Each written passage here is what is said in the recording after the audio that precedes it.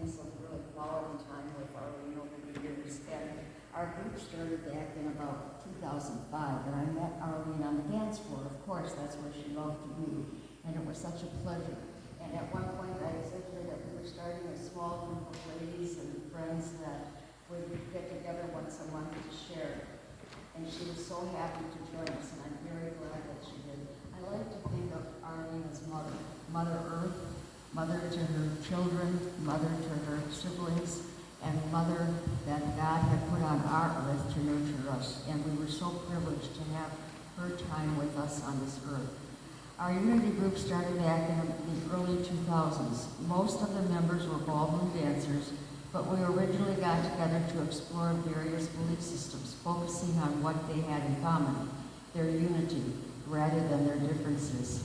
We visited gardens, arboretums, hiked in the woods and along the lakes, streams, explored various religious, spiritual holy days and ideologies, read through provoking books, have done many kinds of art projects together. Basically, we were a diverse group of mainly women who enjoyed spending time together and celebrating who we are.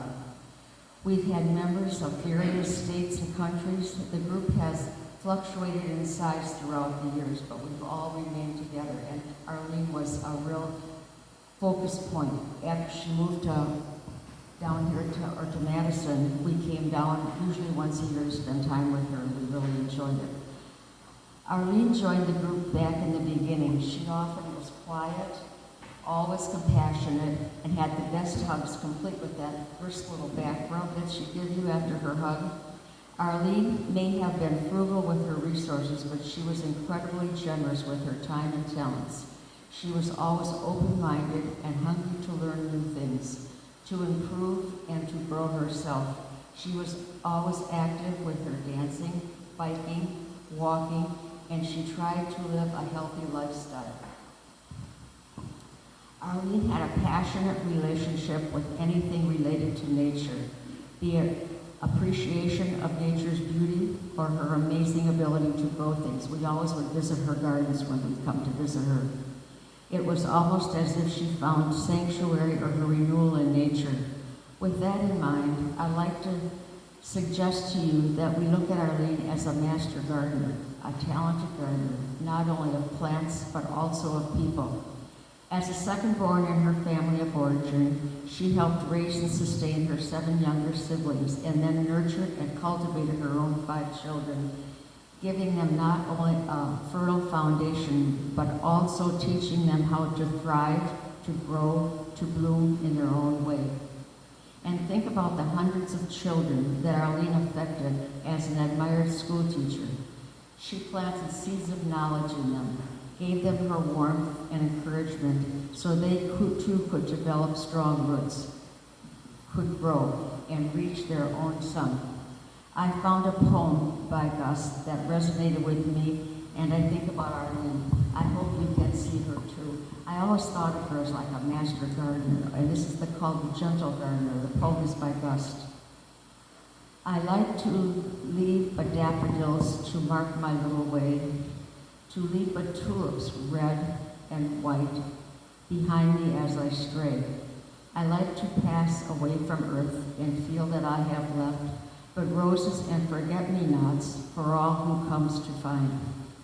I like to sow the barren spots with all flowers of earth, to leave the path where those who come should find but gentle mirth.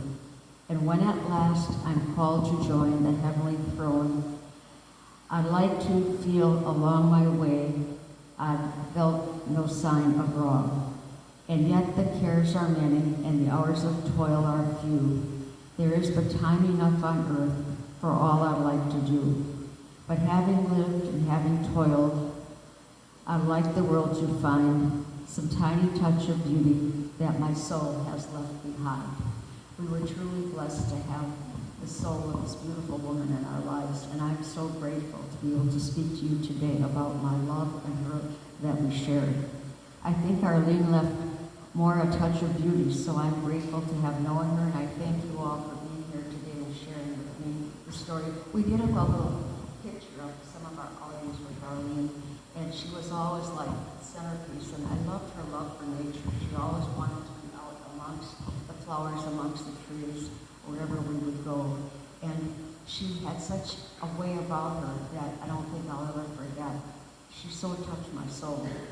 And I want each of you to know that I know that we all feel the loss of such a beautiful person that will always be a part of our lives. And I like to think of her as Mother Earth, and God has called the mother back to home with him. And I know that she's dancing with joy as she's passed into this next world. And thank you all for being here today.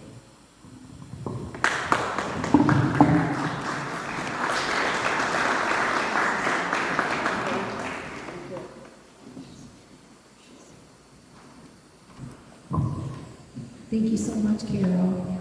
That was really beautiful. So, because my mom had so many